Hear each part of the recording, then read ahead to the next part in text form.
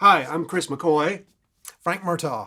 and we are here for the Memphis Flyer podcast. We're here every week to tell you what is in the paper and what's going on in Memphis. And this week it is all about the Memphis Tigers basketball. Frank here has been writing about sports in Memphis for the Flyer for many moons. And every year I look forward to this because this is my only contact with basketball, honestly. Like, I'm not a fan of basketball. I'm not really a sports fan at all. But before we got on here, I was like, we're about to walk into my worst nightmare. I'm doing sports talk radio. I know nothing, Frank. I know nothing about it. Chris, you're welcome to the party. Thank you. And that's what this is all about. March is an amazing time to live in Memphis when the Tigers make the NCAA tournament. And if they don't, it's 31 days between February and April. But Yeah. they're back in the NCAA tournament after a year out. And So 2023 was the last time they were in the tournament? Right. 2 years ago. 2 years ago. Last year was a downer. How'd they do in 2023? 23, they lost in the first round, and it was a heartbreaker. There was a scramble near the end of a game against FAU. The Tigers called timeout. The officials didn't see the timeout signal, gave the ball to FAU on a possession, and the Owls scored, won the game. It was a heartbreaker. That was the Kendrick Davis season, and the Tigers had high hopes. I don't think as high as the hopes they have right now. They're a 5 seed. They've got the highest seed that the Memphis program has received in 16 years. So, a 29-5 record. They won the American Athletic Conference regular season championship for the first time since joining the league a dozen years ago. Won the conference tournament despite losing a significant player in the semifinals, which we can get to in a minute. But they have the conference player of the year, PJ Haggerty, who was named a second-team All-America yesterday. He's our cover boy this week in this week's paper. It's a bunch that Penny Hardaway managed to gather. College basketball, modern college basketball, the roster turns over year to year. It's a transfer, pinball machine across the country. And if you can land, your group for a 4-month season, you can have something special. And Penny's done it this year. Now, everyone's going to forget that if they lay an egg Friday against Colorado State. But there's a lot of reason to be excited right now. Well, I did read your story, and I did see that they're 29-5 on the season, right? Yeah. Which seems pretty good. It's really good. They went 16-2 in the league, Chris, and the American. We're not talking about your ACC or SEC. It's a second-tier conference, but it's the best record Memphis has put up in that league, again, since joining it 12 years ago. And you got to beat the teams that are on the other bench. That's when it all boils down, all the algorithms, all the net rankings and what have you. You just got to beat the other team you face, and that's where Penny and his team finds itself now. And it'll start with the Colorado State Rams come Friday. So tell me about our stars. You're talking about, first of all, PJ Haggerty. Yeah, Haggerty's remarkable. He made the all-freshman team last year at Tulsa, also in the American Athletic Conference, and transferred to Memphis. Where you can now play immediately. There was a day when you and I weren't much younger where you had to sit out a year if you transferred. Those rules no longer apply. So he came to Memphis, and PJ Haggerty he's lit up the scoreboard. He's 22 points away from breaking the Memphis single season record for scoring set by DeJuan Wagner 23 years ago. And we've been playing basketball around these parts a long time, so that gives you an idea of this guy. He finds a way to get the ball in the basket. He's versatile, and most importantly right now he's healthy. And his running buddy right now is Dane Danger. He's the big center, number 42, a rare, powerful, large man with soft hands. And since he went in the starting lineup in late January, Chris, the Tigers have only lost one game. So if Danger and Haggerty can do their thing, and one of the things I emphasized in the story is that a star has to star come tournament time. If these stars star, I wouldn't necessarily want to be Colorado State come Friday. But that's when the lights are bright and all those national TV cameras are on, not everyone can rise up. Yeah. Well, so I remember, was it 2008 when the Tigers made it to the finals? Yes, made it to the national championship game, yeah. Because I remember that because that was the 1st of April, and I had gone on a trip to New York for my birthday, and we ended up with some friends in a bar in Brooklyn watching this game. And not as a basketball fan, of course you get caught up in it. And but that was like the only game I watched that year, and they lost. Well, and it was a real heartbreaker. Well, too. it was probably painful for you. For those of us who watched the other 37, 38 games they played that year, that was a monstrous night. Mario Chalmers, an infamous game-tying shot at the end that crushed a lot of Memphis hearts. Yeah, you didn't see it, but Daniel, one of our engineers here, when you said Chalmers, he gave a big thumbs down. I can name some others from that. Let's not go back. But we're not going back that far. Yeah. So you think they have a shot this year? Well, the objective, Chris, is to get to that second weekend. Memphis hasn't been to the Sweet 16 since 2009, and I'll give you some history here. There was a stretch between 1982 and 2009, so a 28-season stretch in which Memphis went to the Sweet 16 10 times. So, more than a third of the Sweet 16s over the course of 3 decades featured the blue and gray of the Memphis Tigers. But they haven't been back since 2009. So that's the drought that Penny is really, tasked with ending right now. And that means winning 2 games. So let's say they beat Colorado State. More than likely, you're going to face Maryland on Sunday, the 4 seed, beat the Terrapins. Everything's different. You get back to the Sweet 16, and then I'll let you ask me, do they have a chance at winning the national title? You're not even ready to think about that right, yet. You got to get through the first tier, and it's been so long. Because you get to that second weekend, that is really college basketball's elite. Once you get down to 16 teams, when you have a 68-team field, God bless Alabama State. Our old friend Tony Madlock, a teammate of Penny's during his playing days, he coaches the Alabama State Hornets. Now they won their first NCAA tournament game ever last night in the first 4. So those stories are there. But Alabama State's going nowhere near the Sweet 16. You want to see the Tigers do something special this weekend. And it's going to be a tough task. Is it time to talk about who they're going to be missing? Yes, it is. Tyrese Hunter. This is a significant part of the story. Tyrese Hunter is their all-conference point guard, and he hurt his left foot in what looked like an innocuous situation in the semifinals last Friday. Stepped on a teammate's foot, and his status is unclear. Penny hasn't been exactly forthcoming with what exactly is wrong with the foot, but he's not likely to play. And you subtract your all-conference point guard, you're a different team. And unfortunately, Memphis is missing their backup point guard, also Dante Harris, which leaves Baraka Okoji, this young man who played about 10 minutes a game this season, in a role much heavier and bigger than he played throughout the regular season. So, you take a breath, and all you want come tournament time is to go out there with your best. Win with your best or lose with your best. And no matter what happens with the Tigers, if Tyrese Hunter is not on the floor, they're not going to be their very best. And that's not to set up an excuse. It's just what Penny has in his ingredients right now. And it's the Memphis program has taken its blows over the years, one snafu after another. It just feels like, this could be the one that tips the scales this year. Although They banded together in the conference championship, beat a good UAB team without Hunter, and Penny's been preaching unity, the selflessness of this team all season, in contrast to some he's had before. So let's hope that hope that galvanizes them and we get the right kind of results.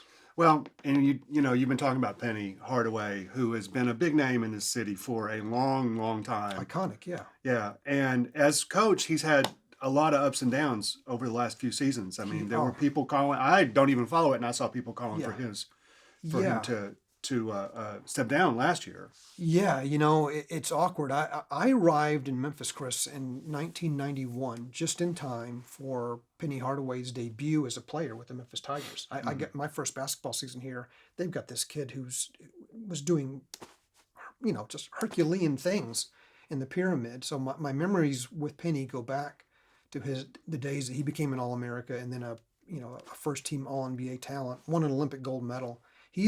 I think Penny Hardaway may be the last true Memphis basketball legend in the sense that he did his thing before the internet, before social media, where the stories we told about him, the water cooler, reflections we had over his heroics, were what made his legend rise. It's too 24-hour right now.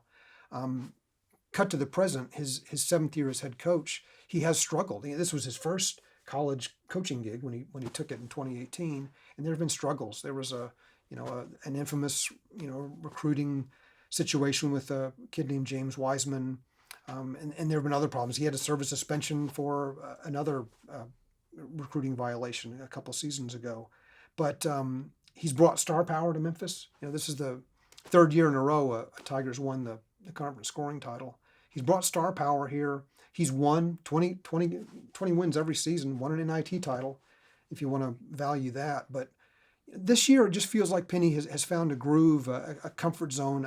From the time I've spent with him in press conferences, he seems more chill. To use a modern vernacular, he seems like he's comfortable in his seat, maybe for the first time. And he's got a group around him, I feel that, and he feels that, are about the name on the front of the jersey more than the back, and that's what it boils down to. But yeah, it gets awkward when an icon hears calls for his head, but that's been less and less this winter. And if they manage to get to the Sweet 16, that may go away. Yeah.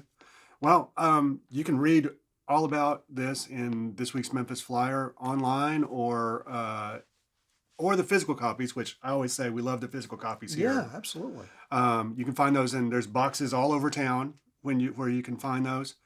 But one of the things that we do every year at tournament time is we publish a bracket, and we publish it. It's in the Flyer, but it's also online. And I know nothing about basketball. I don't follow basketball. I have not watched a full basketball game. It's been a while, but I'll tell you. So you're saying you're going to win the bracket? That's basically. I filled out a bracket.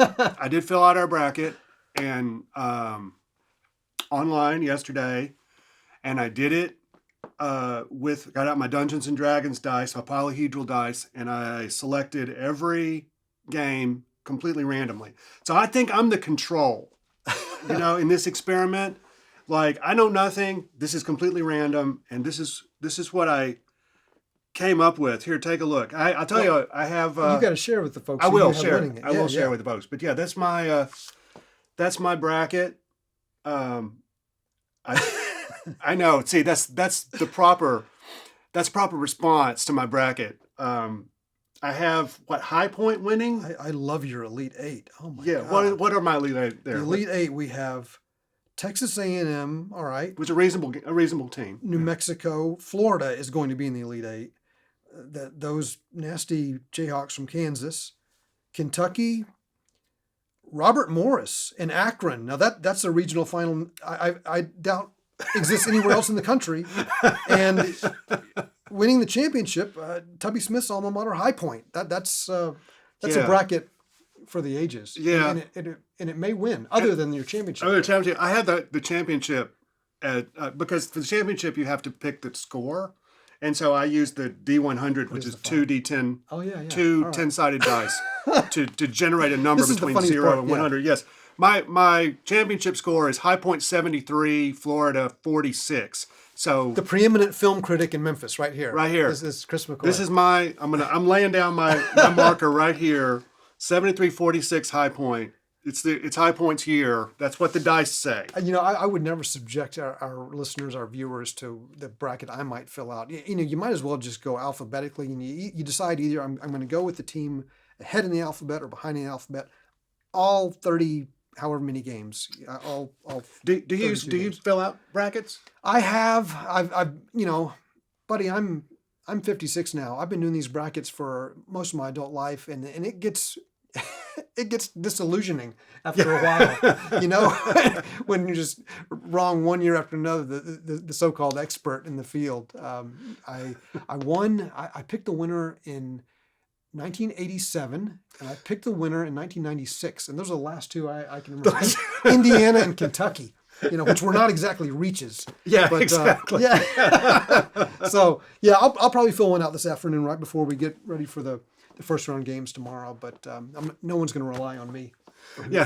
Who's cutting down the nets? But you can go to MemphisFlyer.com and fill out your own bracket, and good luck. It makes it fun. Yeah, it makes it fun watching it. You have an interest in every game, even if it's just alphabet bet. You'll have an interest in every game. Yeah, this is how I feel at Oscar time every year. Sure. And to me, the Oscar ballot race, because I used to my wife and I fill out Oscar ballots like just religiously. We have our own like Oscar party. We have sushi. We dress up in the house. We do the whole thing. But I just and you think I'm a filmmaker. I'm a professional film critic, right? And everything. You're supposed to know. Yeah, I don't. Yeah, I don't. It doesn't work that way. Well, I picked a Nora this year for every category that it was, and that got me 4 out of 5. Yeah, because they lost the. What a great story! What a great story! Great Cinderella movie. story, It's on best. Hulu. Talk about Cinderella story. Absolutely. It's Literally. It just hit Hulu. If you haven't seen it, you got to see it because it's amazing. It's actually a screwball comedy. Have you seen it? I have. Yep. It's a screwball. It's a classic like Bringing Up Baby or something, but it's a lot more emotional depth, I think, than those things. Where did Mikey Madison come from? I mean, what a future this woman has. I know. Yeah. Tarantino put her in Once Upon a Time in Hollywood as one of the Manson girls, and Sean Baker saw her and hit up Quentin Tarantino. Was like, who is this person? Wow. And now she's got a best. She's on her way. Yeah. But I also suck at that. So I don't. I picked Best Picture this year, but not. Yeah. I don't know when the last Parasite, I think, because the thing with me is, which I think is also similar to filling out a NCAA tournament bracket. Am I going to vote my heart here? Yeah. Like, who do I like? Oh yeah. Who do I think is going to who do I actually think is the best picture? Right. Or do I am I going to try to follow? Am I going to try to suss out the conventional wisdom and figure out who's going to win? Yeah. Or do I just throw some dice? Well, in all seriousness, that's why a bracket's always been uncomfortable for me, because I'm a fan first, and I write from the perspective of a fan. And when a game's on, I'm going to pick the team I'm rooting for, and I don't want to be contradicting my bracket or rooting against some kind of whether it's money interest or bragging interests or pool interests. Yeah, I'm a fan. My heart's going to tell me who to root for, regardless of who's on, the bracket I filled out. Yeah. And I think that's the right attitude to have. I think it's the right attitude to have for sports writing, and it's the right attitude to have for film criticism and whatever kind of criticism. You have to come into the fan. I pay for my movies. Right. Wow. I don't I don't go into movies for free because I want that experience of I put my money down to watch this movie. Yeah. So just regular ones. Sometimes similar to sports, there's a communal, component to what we do. We're witnessing something with others, and everyone in the entire row next to you has an opinion, good or bad, up or down, whether it's watching the Redbirds at AutoZone Park or a film at Paradiso, and it creates discussion. It's emotive, and it fuels me, and I know it fuels you. Yeah.